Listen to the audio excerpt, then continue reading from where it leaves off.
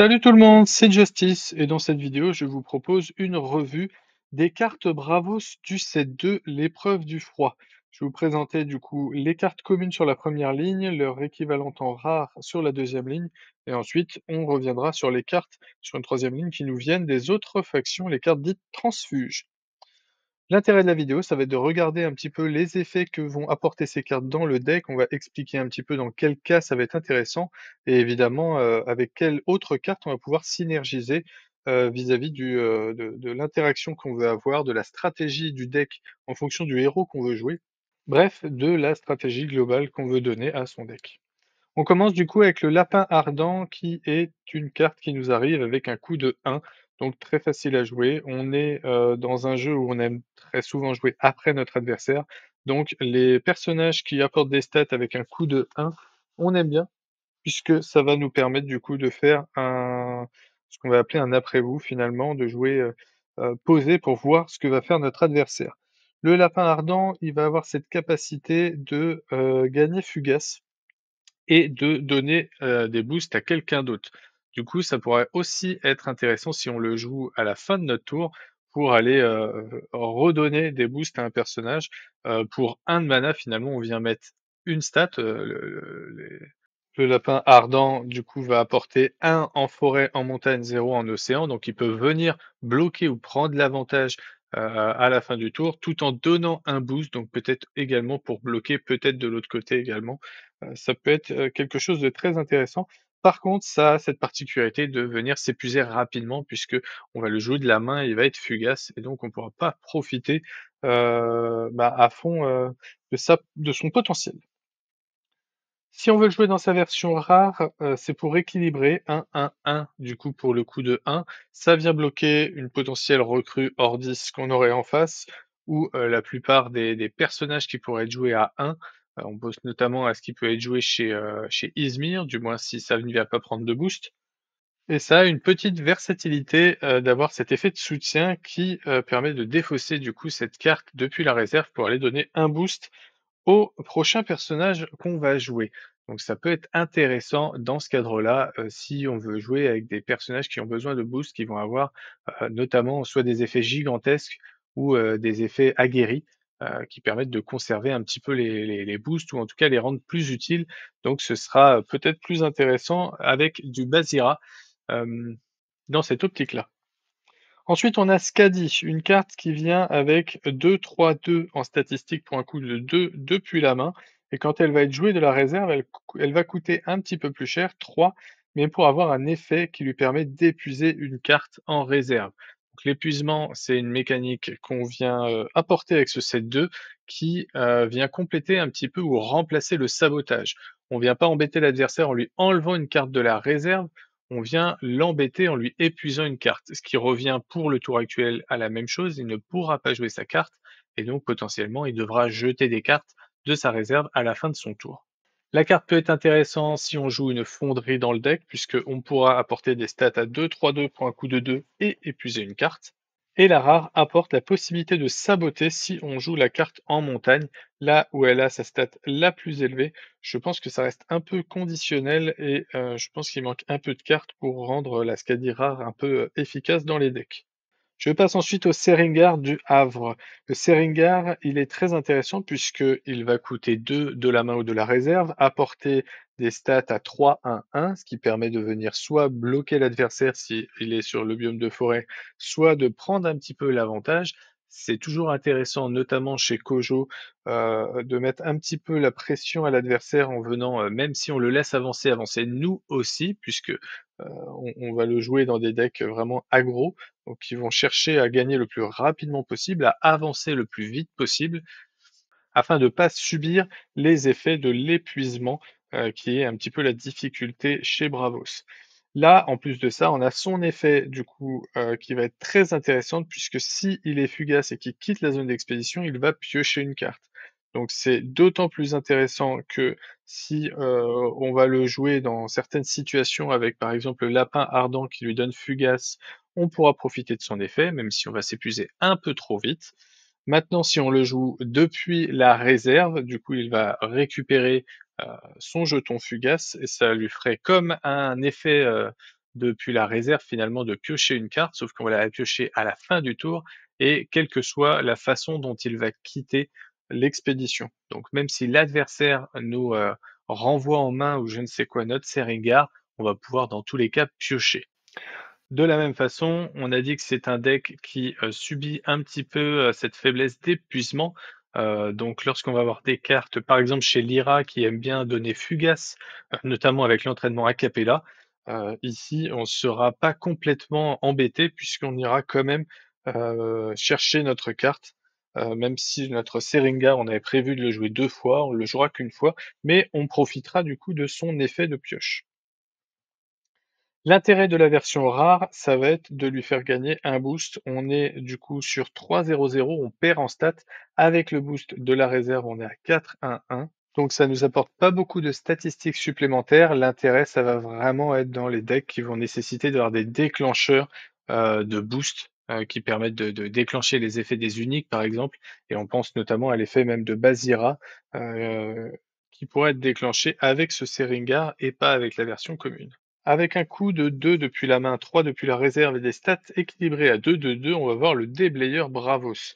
Le déblayeur Bravos, il nous permet de gagner un boost si on a un personnage fugace. Donc si on oriente le deck avec des personnages qui vont gagner fugace un petit peu facilement, donc par exemple le lapin ardent ou le lait d'Arcolano qu'on verra un peu plus tard, on va avoir du coup tout intérêt à aller jouer un déblayeur Bravos qui pourra aller mettre beaucoup de statistiques sur le terrain. Là encore, on est sur un deck qui s'épuise très vite et donc très aggro. L'intérêt de la rare, ça va être de profiter de cet effet si on joue beaucoup de petites cartes, puisque du coup, on va avoir beaucoup de petites cartes qui vont gagner Fugace, et notre déblayeur va pouvoir gagner plusieurs boosts. Le deck s'épuisera d'autant plus rapidement qu'il sera fort en début de partie avec beaucoup de boosts. Je passe ensuite aux cartes qui vont coûter 3 depuis la main et depuis la réserve avec la secouriste Bravos, une carte qui a des très bonnes statistiques, 4 en montagne, 4 en océan, un léger trou, en tout cas une faiblesse en forêt avec un 1. La carte pourrait être intéressante dans les decks où on a un petit peu de manque en océan, je pense notamment à cause du puissant Djinn qui a 4 en forêt, en montagne et 0 en océan. Et la carte n'est pas tout à fait vanille, puisqu'elle a un effet de support qui la rend quand même intéressant. Elle donne la possibilité de faire perdre Fugace à un personnage.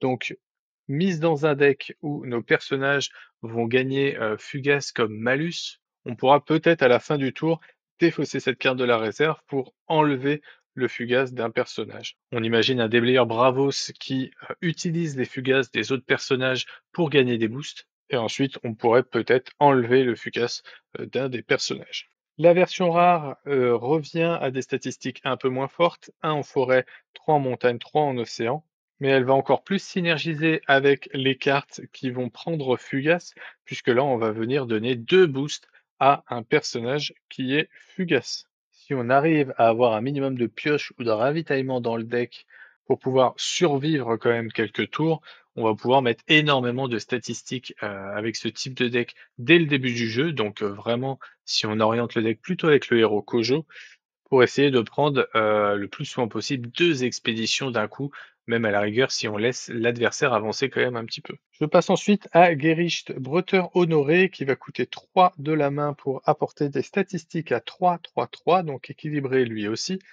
Et lorsqu'il va gagner Fugace, il va gagner un boost. Ce qui va dire que quand on va le jouer depuis la réserve, pour 4, il va être avec des statistiques à 4-4-4. Et la carte nous précise qu'il peut gagner Fugace même s'il était déjà Fugace. Donc ça veut dire qu'on va pouvoir lui redonner des boosts en lui redonnant Fugace avec d'autres cartes. La version rare va nous faire la même chose, mais la carte ne va pas gagner Fugace, ce qui veut dire qu'elle retournera systématiquement en réserve et qu'elle pourra être toujours rejouée. Pour un coup de mana de plus, on va passer à Aklout qui va coûter 4, qui apporte des stats à 3, 3, 5, mais qui a tout cet intérêt de, lorsqu'il gagne un boost, de venir épuiser une carte en réserve. La carte commune va être donc pas très intéressante quand on va le jouer de la main. On préférera le jouer de la réserve. Il coûtera un peu plus cher, 5, mais il va gagner un boost. Donc ce sera une 4-4-6 pour 5 qui va venir épuiser une carte de la réserve. À chaque fois qu'il va gagner un boost, on va pouvoir épuiser une carte. Ce qui veut dire que quand on va comboter avec des cartes qui nous permettent de gagner un boost, par exemple l'effet du héros Basira ou un repère tel que le Havre ou les cylindres de Kélon, on va pouvoir du coup, lui faire gagner un, 2, 3 boosts, et donc épuiser autant de cartes de la réserve adverse et donc vraiment geler la capacité de l'adversaire à venir faire un tour conséquent. Il va devoir, heu, épuiser, ses cartes de la réserve, utiliser les cartes de sa main et donc se défausser finalement, à la fin de son tour de pas mal de cartes qui, seraient dans sa réserve. Comme je le disais, de la main, ça va pas être une carte très intéressante, donc on l'orientera plutôt sur les decks qui vont avoir beaucoup de ravitaillement. Sinon, on préférera probablement la version rare qui va pouvoir utiliser l'effet flèche cette fois-ci pour gagner un boost. Donc elle sera utile quand on va la jouer de la main et quand on va la jouer de la réserve. Une carte toute trouvée pour Basira, donc, qui permettra à minima de venir épuiser 2 cartes de la réserve adverse et vraiment embêter notre adversaire. Je passe ensuite à Amarok qui va coûter 5 de la main ou de la réserve, qui va apporter des statistiques à 4, 3, 3, mais qui a cet avantage de coûter 2 de moins lorsqu'on va le jouer dans une expédition où il n'y a aucun autre personnage. Donc au final, ça nous fait une carte qui coûte 3 pour des stats à 4, 3, 3, avec l'inconvénient de ne pas pouvoir jouer d'autres personnages dans son expédition, sinon on va devoir le sacrifier. Ça peut être intéressant si on oriente un deck un petit peu autour du sacrifice, mais on n'a pas encore de belles mécaniques autour de ça dans la faction Bravos. Néanmoins, sur un deck où on va jouer peut-être moins de cartes et on va vouloir avoir plein de statistiques, ça peut être intéressant de jouer juste un Amarok sur une expédition et de jouer le reste de nos cartes sur l'autre expédition tout simplement. Ça va forcer notre adversaire à jouer pour prendre quand même l'avantage sur une des expéditions et ça devrait être un tour où on prend au moins une avancée. La version rare tourne un peu plus autour du sacrifice, puisque ça nous dit que lorsqu'on va devoir sacrifier un personnage quand il va rejoindre l'expédition sur laquelle se trouve Amarok, Amarok va pouvoir gagner un boost. Donc on peut imaginer des stratégies comme mettre un lapin ardent par exemple sur l'expédition d'Amarok, venir donner un boost à Amarok ou à quelqu'un d'autre, sacrifier le lapin ardent qui avait gagné Fugace, donc finalement sacrifier une carte complète, pour renforcer Amarok qui pourrait prendre tout son intérêt d'avoir beaucoup de boost si on joue des cartes telles que le traîneau enchanté ou la barre énergétique de son côté pour lui donner dans un cas du coup la possibilité d'avancer de 2 expéditions ou dans l'autre de pouvoir avoir gigantesque. Je continue avec Eros qui va être la dernière carte commune personnage qui va coûter 7 de la main ou de la réserve, des statistiques plutôt faibles, 3, 6, 6, mais qui va avoir cet intérêt de pouvoir jouer immédiatement un autre personnage pour 3 de moins. Ça va être une carte qui va donc être intéressante dans les decks où on va avoir des gros personnages, peu de cartes à jouer, mais on va vouloir vraiment plutôt axer la stratégie sur ce qu'on appelle du ramp, pouvoir augmenter rapidement la mana qu'on joue pour pouvoir jouer des cartes plus chères et prendre plutôt l'avantage comme ça en ayant des cartes plus grosses finalement que celles de notre adversaire. La rare va perdre un tout petit peu en termes de puissance, ça va passer à 3 en forêt et 3 en statistiques en montagne et en océan, mais ça va gagner du coup 2 boosts sur le personnage qu'on jouera, qui va coûter du coup 3 de moins. Là encore, donner des boosts à un personnage, ce sera intéressant, notamment s'il est gigantesque ou aguerri, donc on peut s'intéresser peut-être plus à cette carte si on veut l'orienter avec Basira.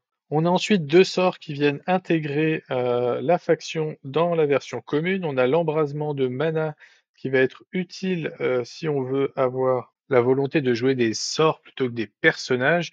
Aujourd'hui, on n'a pas vraiment d'utilité à cette carte puisque finalement, on va payer une carte 4 pour jouer un personnage qui va coûter 5 de moins. Donc admettons, on va jouer gratuitement un personnage qui coûte 5 et il va gagner Fugace. Finalement, ça veut dire qu'on va dépenser une carte pour avoir une carte qu'on va jouer qui coûterait un de plus, mais qui va gagner Fugace. Donc c'est comme si on allait jouer une carte qui va avoir un peu plus de statistiques que si on la jouait à 4 mana et qu'elle va gagner Fugace. Donc c'est pas forcément super intéressant, surtout dans le sens où on va devoir jouer 2 cartes pour ça, donc on risque de s'épuiser encore plus rapidement. Cette carte sera intéressante si à l'avenir on a des decks Bravos qui s'épuisent beaucoup moins vite, qui vont avoir beaucoup de cartes à jouer et qui vont trouver l'intérêt d'aller jouer des sorts plutôt que des personnages pour aller jouer d'autres cartes. La rare va être intéressante pour juste enlever l'effet fugace du personnage, enfin enlever enlever la condition de lui donner fugace. Donc autant l'embrasement de mana dans sa version commune va être intéressante surtout quand on va jouer gratuitement, en tout cas avec un coût de 5 de moins, un personnage de la réserve.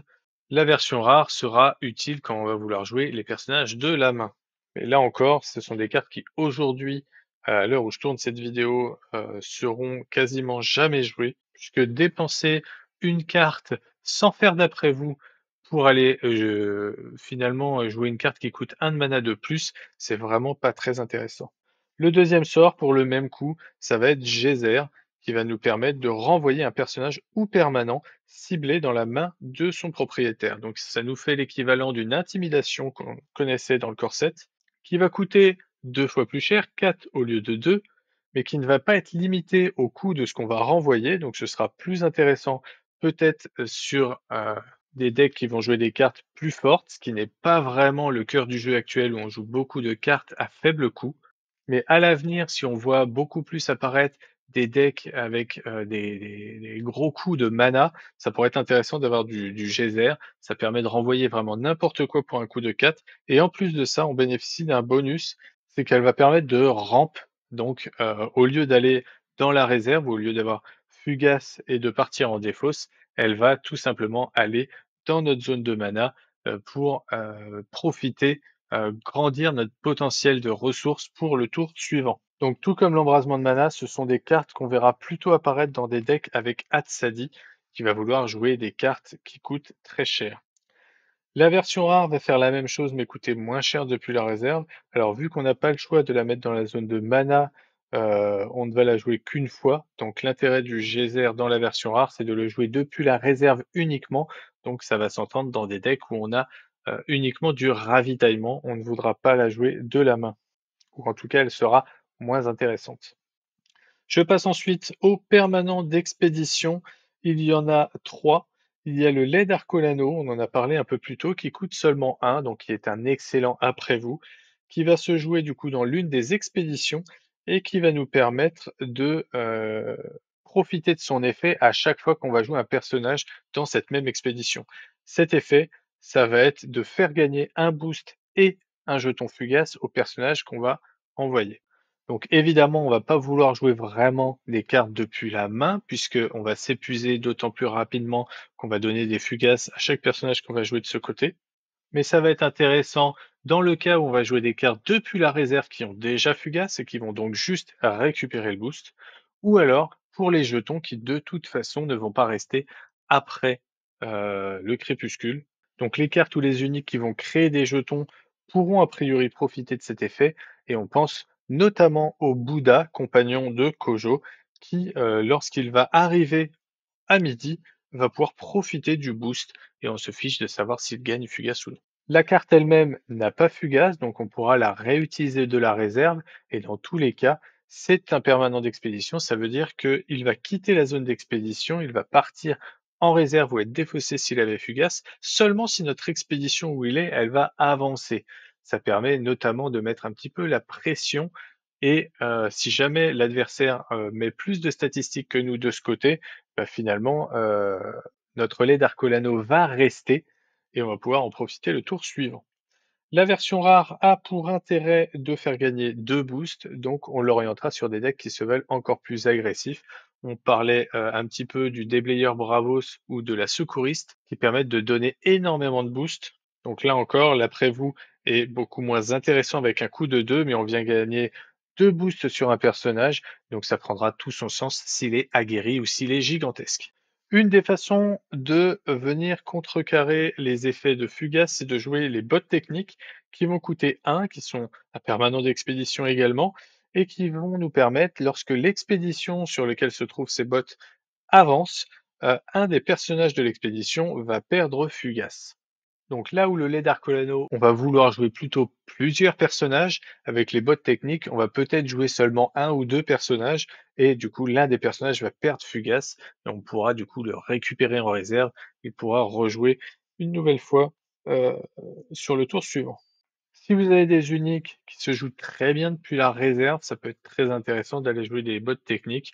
Ça peut être très intéressant aussi avec le puissant Djinn qui va pouvoir activer l'effet de pioche, notamment à chaque fois qu'il va quitter la zone d'expédition. Et donc on va pouvoir le rejouer comme ça, peut-être plusieurs fois pour aller piocher plusieurs fois, avoir des stats qui sont très intéressantes pour un coût relativement réduit depuis la réserve. Et dans tous les cas, les cartes qui coûteraient peut-être peu cher depuis la réserve et qui s'orienteraient avec un deck avec le Bastion du Havre notamment, qui vont gagner un boost à chaque fois qu'ils vont être joués, ça pourrait être intéressant du coup, qu'ils perdent Fugace pour être rejoués, rebénéficier des effets du Havre et cetera. Sur la version rare, on vient augmenter le coût de la réserve à 2 et on vient, en conséquent, lui mettre un effet depuis la réserve qui est de ravitailler. Une carte, du coup, qui sera très intéressante dans les decks où on va avoir vraiment énormément de ravitaillement, ce qui fait sens avec l'effet même de la carte. Dernier permanent d'expédition, la barre énergétique dont on a parlé également, qui permet d'avoir un personnage qui va gagner gigantesque s'il est seul sur son expédition. Donc là encore, ça va être orienté sur un deck où on veut quand même avoir quelques personnages qui mettent beaucoup de statistiques de façon à ce qu'ils puissent les mettre des deux côtés. Évidemment, un personnage qui n'aurait que 1, 2, 3 en stats et qui serait gigantesque ne va pas avoir le même impact qu'un personnage qui aurait 4, 5, voire plus en statistiques, qui pourrait être du coup des deux côtés. La carte n'a pas Fugace, ce qui veut dire qu'on pourra la rejouer de la réserve pour mettre vraiment la pression sur l'adversaire. Et là où ça va être intéressant, c'est que la barre énergétique ne va pas disparaître si l'expédition sur laquelle elle se trouve n'avance pas. Donc tout l'intérêt, ça va être de mettre les statistiques de l'autre côté, donc sur l'expédition sur laquelle il n'y a pas la barre énergétique. De toute façon, on ne veut pas mettre d'autres personnages sur la barre énergétique, sinon on va perdre cet effet gigantesque. Et donc on va avoir plus de probabilité d'avancer sur l'autre expédition, puisqu'on va pouvoir mettre plus de personnages et on va avoir les stats de notre personnage gigantesque en plus. Donc il est probable qu'on réussisse à faire au moins une avancée chacun à chaque fois, grâce à cette barre, tout en conservant la barre sur le terrain, puisque l'expédition sur laquelle elle est, du coup, ne va pas avancer. Ça va coûter un peu cher à mettre en place et c'est tout l'intérêt de la rare qui va passer à un coût de 2 qui pourrait surprendre l'adversaire en payant juste 2 à la fin de son tour et en venant finalement renvoyer les stats d'une expédition sur l'autre également. L'inconvénient, c'est que ça va prendre Fugace, donc on ne pourra pas le jouer systématiquement. On l'utilisera donc plutôt comme un effet de surprise pour prendre un avantage à un tour bien défini. Et je vais terminer avec le pic saisi par les glaces, qui est un repère cette fois-ci, qui va se jouer pour un coût de 3 et qui va nous permettre, lorsqu'un personnage va gagner Fugace, de gagner un compteur épreuve. Au bout du troisième compteur épreuve, que comme toutes les cartes saisies par les glaces, on va pouvoir sacrifier ce repère, faire apparaître dans l'expédition de son choix un jeton dragon 5/5/5 et l'effet particulier du pic, ça va être de booster chacun des personnages qu'on contrôle. Ça nous permettra donc, le tour où on va jouer notre troisième personnage qui va gagner Fugace, qu'on va apporter notre troisième compteur, de venir vraiment faire un gros tour, puisqu'on vient à la fois mettre un jeton dragon d'un côté et booster tous nos personnages. Donc logiquement, c'est un tour où on devrait pouvoir prendre les deux expéditions. Ça peut être une condition de victoire assez intéressante. Même chose au niveau de la rare, son intérêt, ça va être d'être joué plus facilement.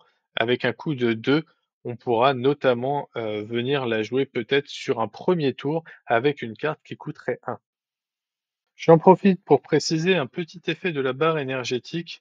On peut l'utiliser de façon assez intéressante avec le Sakarabrou, qui va être considéré du coup dans les 2 expéditions en tant que gigantesque et qui va pouvoir de ce fait, faire reculer l'expédition qui lui fait face, donc en l'occurrence les 2 expéditions. Donc ça pourrait être un effet très intéressant le tour où on va pouvoir le jouer. On va passer maintenant aux cartes transfuges qui seront à choisir avec attention puisqu'on ne peut pas mettre autant de rares qu'on veut forcément dans notre deck. Et on va commencer avec la petite fille aux allumettes, qui est une carte qui va apporter 3 de stats en forêt, 2 en montagne et un trou béant en océan. Et ça va nous coûter 2 de la main et 3 depuis la réserve. 3 depuis la réserve, puisqu'on va avoir un effet pas de soutien, mais de réserve, qui peut être intéressant. qui nous dit que si la main est vide, on va piocher une carte. On a vu qu'on a quand même pas mal de cartes qui vont nous épuiser notre deck relativement facilement. La petite fille aux allumettes peut être une solution pour finalement jouer toujours sur la corde raide. La force de la carte est assez particulière puisque ça va nous permettre, lorsqu'on va activer son effet de réserve, si notre main est vide, de piocher une carte. Ce qui veut dire que s'il nous reste une carte en main, on va devoir la jouer avant de jouer la petite fille aux allumettes depuis la réserve, ce qui n'est pas forcément ce qu'on veut faire puisqu'on va dévoiler notre jeu à notre adversaire. Et si on veut jouer la petite fille aux allumettes comme carte de notre main, elle va pas activer son effet. Le seul cas où elle pourra l'activer de façon efficace, ce sera si on le joue dans un deck fonderie. Là, dans ce cas-là, oui, on pourra la jouer de la main, on activera son effet et du coup, si notre main est vide, on va pouvoir piocher une carte. Maintenant, elle a des statistiques qui sont pas énormes, donc ce sera assez difficile de la positionner dans un deck. Le bonhomme de neige, quant à lui, va avoir des statistiques, plutôt, très intéressantes. Il va coûter 2 de la main ou de la réserve et il va avoir des statistiques à 2, 3, 3 et il va gagner Fugace sauf s'il est en eau. Il faudra faire attention du coup quand on va le jouer de la main pour ne pas s'épuiser, qu'il ne gagne pas Fugace tout de suite et qu'on puisse le rejouer de la réserve, sauf si on l'oriente sur un deck où on aime bien gagner Fugace. On va pouvoir mettre un maximum de statistiques sur notre bonhomme de neige grâce à notre secouriste Bravos. On va pouvoir profiter de l'effet du déblayeur Bravos. Donc on va vraiment concentrer finalement beaucoup de statistiques sur peu de cartes, ce qui peut être assez risqué puisqu'une gestion par un sort adverse pourrait nous faire très mal. Là où ce serait intéressant, c'est si on avait des cartes qui permettent de protéger un petit peu nos personnages et à part le fuseau qui va être très intéressant pour ça, on va pas avoir énormément d'autres choses. En effet de support, un ravitaillement épuisé. Aujourd'hui, je ne sais pas à quoi sert cet effet. On va venir remplacer la carte par une autre, mais qu'on ne pourra pas utiliser tout de suite. Et les cartes qui nous permettent de jouer des cartes épuisées n'existent pas encore chez Bravos. Donc, pour le moment, je pense que l'effet de soutien est assez inutile.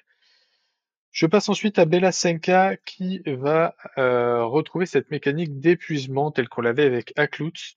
Donc si on s'amuse à jouer 3 Akloot et 3 Bella Senka, on peut vraiment créer un deck un petit peu cancer pour l'adversaire, puisqu'on va venir lui épuiser toutes ses possibilités de jeu depuis la réserve. On va l'obliger à jouer ses cartes de la main et donc à s'épuiser beaucoup plus rapidement qu'il l'avait prévu. Ça prend d'autant plus son sens dans un deck où on l'oriente avec beaucoup d'épuisement qu'il va bénéficier de l'effet de la rare qui lui permet de gagner un boost s'il y a 2 cartes épuisées. Alors le Belasenka va épuiser seulement une carte, ce qui veut dire que si on veut vraiment profiter de cet effet, soit on trouve l'intérêt du support du bonhomme de neige pour avoir un ravitaillement épuisé, je pense que c'est assez tordu, soit on essaye de le jouer le même tour qu'Akloot, mais ça veut dire que soit il nous faut un tour à 7 mana, soit il nous faut des cartes qui nous permettent de jouer des cartes moins chères, mais ce qui risque d'être un petit peu compliqué, hein. Le Héros, si on le joue, on va pas pouvoir jouer 2 cartes gratuitement non plus et tout ça, ce serait seulement pour gagner un seul boost, donc c'est assez limité quand même. La carte, elle reste très bonne puisque, de la réserve, même si elle va pas bénéficier de son effet, elle pourra quand même apporter des stats intéressantes à 3,03 pour un coût de 2, ce qui nous fait finalement l'équivalent d'un roi grenouille. Je continue avec Saskia, la naturaliste rusée, qui va avoir des stats équilibrées à 2-2-2, donc il peut venir facilement contester un Scarabot, un Bouddha, ou venir passer par-dessus une recrue hors 10. Par contre, ça va coûter 3, donc un petit peu cher, et l'intérêt, ça va être qu'on a un effet flèche qui va venir donner 2 boosts à un personnage ciblé en forêt. Donc évidemment, on va vouloir le jouer quand on a un personnage qui est en forêt, donc, au niveau des biomes, au niveau des régions, ça équivaut à la moitié, des régions, qu'on va pouvoir jouer en cours de jeu. Si on compte les régions de départ, on a quand même plus que la moitié. On a une majorité de régions qui vont avoir de la forêt. Donc ça peut être intéressant quand même à jouer la plupart du temps puisque ça va nous faire l'équivalent d'une 4-4-4 pour un coût de 3. Elle sera limitée en début de partie puisque vu qu'on est obligé de donner le boost à un autre personnage, on va pas pouvoir la jouer seule pour avoir 4-4-4. Elle se jouera seule, mais seulement pour avoir 2-2-2 pour un coût de 3, ce qui est quand même plutôt limité. ce sera peut-être plutôt à privilégier dans les decks où on a, quelque chose qui est plutôt fort en début de partie, donc plutôt avec un Kojo qui a, le Bouddha, le tour où on va vouloir jouer la Saskia. Je continue avec le Yeti. Le Yeti qui va coûter 3 également depuis la main, qui apporte des statistiques intéressantes, 2, 3, 3. Donc on retrouve ce qu'on avait avant avec le bonhomme de neige pour un coût un peu supplémentaire. Mais ici, on va venir lui faire gagner endormi si on le souhaite. C'est pas obligatoire, c'est une possibilité. Et il a cet effet qui nous dit que à chaque fois qu'on a un personnage qui va rejoindre nos expéditions, ils vont gagner un boost. Donc ici, on est clairement à l'opposé du deck agressif où on veut tous leur donner Fugace. Ici, on est plutôt dans un deck où on veut setup le Yeti, le positionner pour profiter de lui sur 2 tours et jouer plus de cartes, donc plus de cartes qui vont coûter un ou 2 de la main pour que chacune puisse profiter de ce boost. La carte sera pas forcément évidente à jouer dans le sens où de la réserve, elle sera, très compliquée, elle va coûter 4, elle va apporter seulement 2, 3, 3 et pouvoir utiliser son effet que pendant ce tour-là, elle ne pourra pas regagner endormie. L'inverse aurait finalement été plus intéressant puisque là, avec un coup de 3, ça va pouvoir, se faire détruire par, les sorts Zoo adverses par exemple ou autres gestions, qui permettent de renvoyer en réserve ou de défausser les cartes qui coûtent moins de 3. L'intérêt qu'on peut trouver au coup de 3, en revanche, c'est de pouvoir l'ancrer avec des cartes qui ont cet effet de soutien, de pouvoir ancrer des personnages qui coûtent 3 ou moins. Je passe ensuite au puissant Simbi, qui va coûter 4 cette fois-ci, quant à lui de la main, 3 seulement depuis la réserve et avoir des statistiques à 3, 0, 4. Son intérêt, c'est de jouer autour de la forêt. Lorsque son expédition va avancer grâce à la forêt, on pourra le mettre dans la zone de mana, donc on va pouvoir on va pouvoir augmenter notre force sur les prochains tours, en augmentant la quantité de mana et prendre l'avantage avec sur notre adversaire là-dessus. C'est très conditionnel, sachant qu'en plus ça coûte 4, mais sur une expédition où on est sûr de, la gagner et où on a de la forêt, ça peut être intéressant de venir jouer le puissant Simbi. Alors on voudra le jouer plutôt de la réserve puisque, sinon on pourra la jouer qu'une seule fois. Mais ça pourrait être d'autant plus intéressant sur un deck du coup orienté avec du ramp, avec beaucoup de gros personnages. Sur un tour, on va jouer Eros par exemple, où on pourra jouer cette carte finalement gratuitement depuis la réserve, augmenter les stats en forêt, passer en forêt et venir augmenter encore un peu plus notre ramp. En plus de ça, on peut remonter voir, mais Eros, c'est pas la forêt sur lequel il est plus fort, hein, que ce soit en commune ou en rare, on est sur, quand même une faiblesse en forêt, donc c'est quand même un petit peu compliqué de jouer autour de la forêt avec ce deck.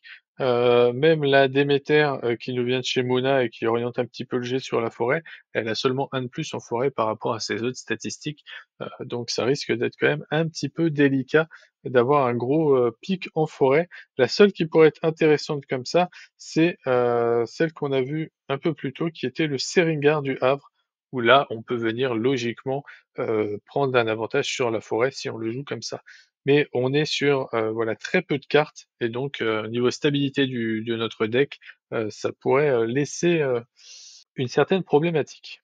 Je passe ensuite au Lieshi qui va coûter 5 à jouer, que ce soit de la main ou de la réserve. Il apporte des stats à 4, 4, 4, plus un boost par expédition en forêt. Donc si on le joue, sur un tour où, nos 2 expéditions sont sur de la forêt et les 2 expéditions adverses le sont également, on pourrait avoir un boost de 4, donc on viendrait faire une 8, 8, 8 pour 5. C'est assez situationnel, mais ça peut être très intéressant si on veut vraiment mettre, un coup d'accélérateur à un moment dans la partie. Vu que c'est situationnel, c'est peut-être plus la carte qu'on mettra en seulement un exemplaire dans le deck et qu'on jouera, lorsque le tour sera le plus approprié.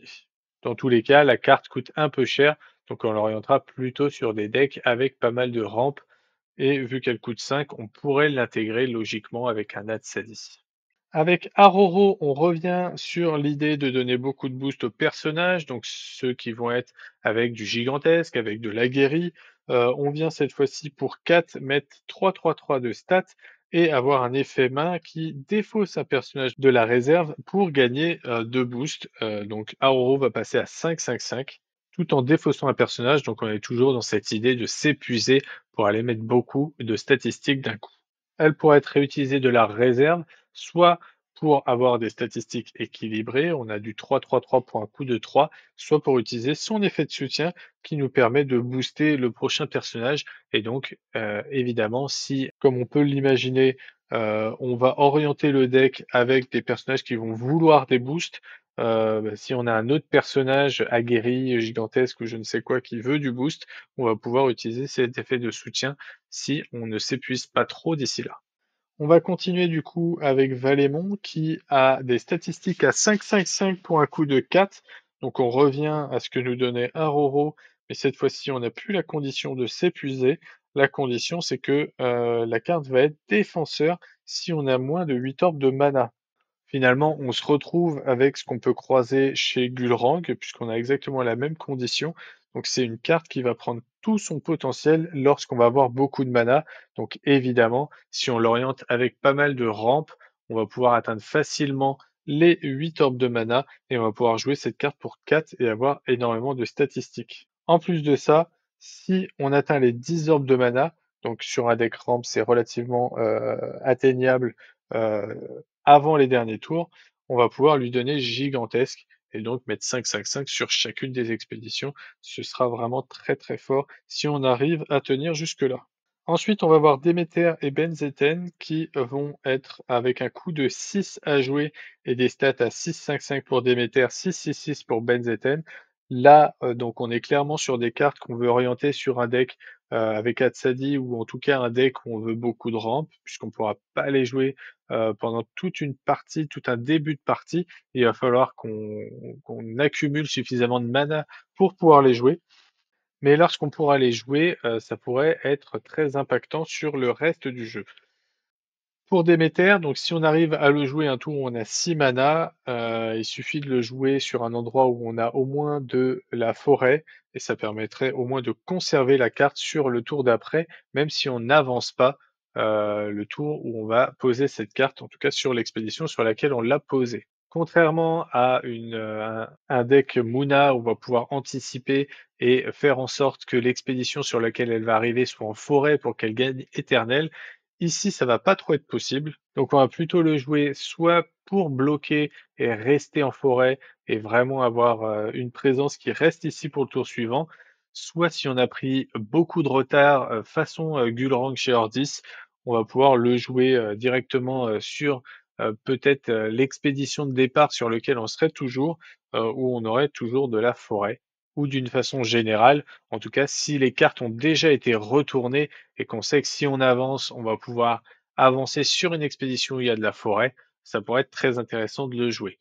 Maintenant, la difficulté, c'est d'avoir suffisamment d'après vous avant de jouer cette carte pour réussir à avancer et profiter de la forêt sur laquelle on va atterrir.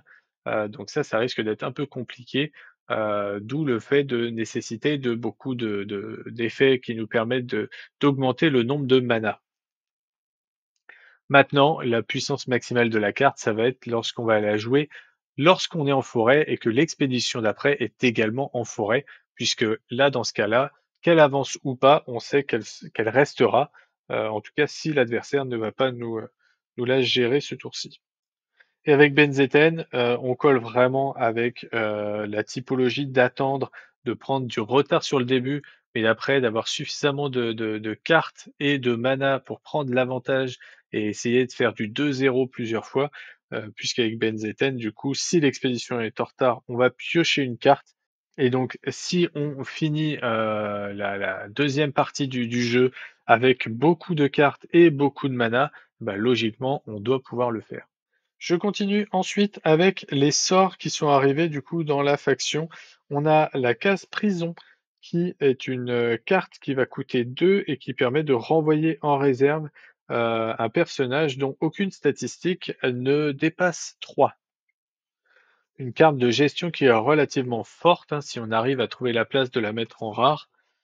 Ça peut être utile dans pas mal de types de decks, puisqu'on a souvent des personnages dans les decks plutôt actuels où ils vont coûter 1, 2, 3 de coups de mana à jouer et qui vont avoir très souvent des stats à 2 ou 3 et on aura rarement un pic qui va dépasser 3.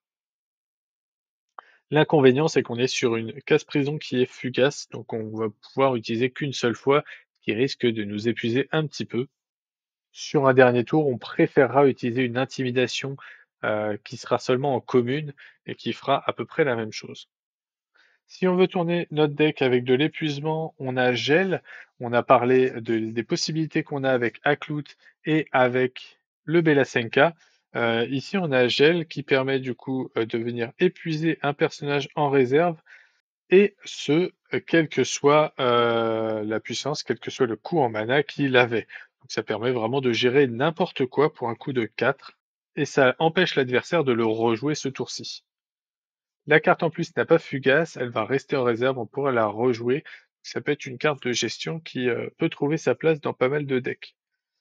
En plus de ça, si jamais ça peut intéresser, on a l'effet de rafraîchissement du coup, qui nous donne une carte épuisée en réserve. Ça pourrait donner le boost du Bella Senka. Sauf que l'adversaire n'aura peut-être plus rien en réserve pour venir utiliser le Bella Senka depuis la main. Donc pour le coup, le combo serait peut-être pas intéressant. Ensuite, on va avoir la carte Semer, qui est une carte qui va coûter seulement 1 et qui est un sort qui va nous permettre de donner tout simplement un boost à un personnage. Ça peut être utilisé comme un après-vous si on joue que jouer Bouddha et qu'on veut venir booster le Bouddha. Et ça peut venir en fin de tour, venir un peu surprendre l'adversaire pour venir donner un boost à quelqu'un pour un coup de 1. Ce sera intéressant, donc toujours sur les decks qui vont profiter des boosts avec, comme je l'ai dit plusieurs fois, des effets d'aguerri ou des effets de gigantesque ou si on oriente le deck avec un petit peu d'ancrage. Et là, on a du coup, avec la tente florale, 2 cartes supplémentaires à notre chapelier qui viennent donner du coup de l'ancrage pour une carte qui coûte 3 ou moins. Et ça donne vraiment un agréable support à notre faction Bravos qui s'orientait pas du tout là-dessus à la base, puisqu'on va pouvoir vraiment ancrer notre Yeti avec ces cartes par exemple, ou toute autre carte puissante qui aurait un coût de 3 ou moins de la main. On ne pourra pas le faire tout de suite avec Semer puisqu'elle va avoir rafraîchissement, ce qui veut dire que quand on va la jouer, elle va venir en réserve, mais elle va s'épuiser, donc on ne pourra pas l'utiliser 2 fois de suite. Mais on peut préparer son tour, voilà, en venant la jouer pour donner un boost à quelqu'un et plus tard venir l'utiliser pour ancrer quelqu'un. Ce sera d'autant plus intéressant sur les decks où on a encore une fois beaucoup de ravitaillement, parce qu'on va aimer avoir ce type de carte de ravitailler pour venir ancrer nos personnages un peu balèzes. La tente florale va venir dans le même état d'esprit puisque son effet de soutien va nous permettre, d'ancrer un personnage et elle a, de la polyvalence dans le sens où on pourra la jouer quand même de la réserve pour venir ravitailler. Elle sera un peu moins intéressante de la main puisqu'elle coûtera 2 au lieu de 1 à jouer, mais vu que le ravitaillement est un effet flèche, ça nous permettra, vraiment d'avoir du gros potentiel de ravitaillement et donc de s'inscrire dans une stratégie autour de ça. En plus de ça, elle a un petit effet, sympathique qui protège nos personnages. Certes, pas aussi bien qu'un fuseau, qui va, vraiment protéger tous les boosts, qu'on va, mettre sur nos personnages. Mais ici, on va tout simplement protéger dans le sens où, si notre personnage, sur la même expédition que notre tante, devait quitter l'expédition, il perd ses boosts à sa place. Donc s'il avait beaucoup de boosts, on est un peu triste, mais on a quand même notre personnage qui reste. Mais là où ce sera très intéressant, c'est si on a énormément d'effets comme ça de boost et que, on peut venir juste donner un ou 2 boosts par-ci par-là à nos personnages. Un ou 2 boosts, ça suffirait à le protéger du coup, il ne quitterait pas l'expédition et il perdrait juste ces quelques boosts qu'on lui aurait mis. Et pour finir, la dernière carte que je vais vous présenter, c'est le traîneau enchanté. Le traîneau enchanté, le traîneau du Père Noël, qui nous vient de chez Lyra, qui coûte 3 et qui nous permet du coup d'avancer 2 fois de 2 régions, si notre expédition avance logiquement, lors du crépuscule. C'est un petit peu cher à jouer, ça permet de se setup et ce sera d'autant plus intéressant si on joue, comme je le disais, des gros personnages sur l'expédition, où on va être plutôt, sûr d'avancer sur l'expédition. On pourra pas la jouer, 2 fois puisqu'elle va gagner Fugace, donc c'est peut-être une carte qu'on orientera plutôt sur les decks, qui vont avoir suffisamment de cartes à jouer ou en tout cas qui vont avoir pas mal de ravitaillement. C'est une carte qu'on préfère jouer du coup de la réserve. Voilà, on a fait un petit peu le tour de toutes les cartes du set 2 et de l'intérêt qu'elles peuvent avoir. J'espère que ça vous aura intéressé et que ça vous aura permis de réfléchir à des constructions nouvelles de vos decks. Je vais continuer le travail sur les autres factions avec les cartes du set 2. En attendant, je vous souhaite de faire de très belles parties et je vous dis à très bientôt.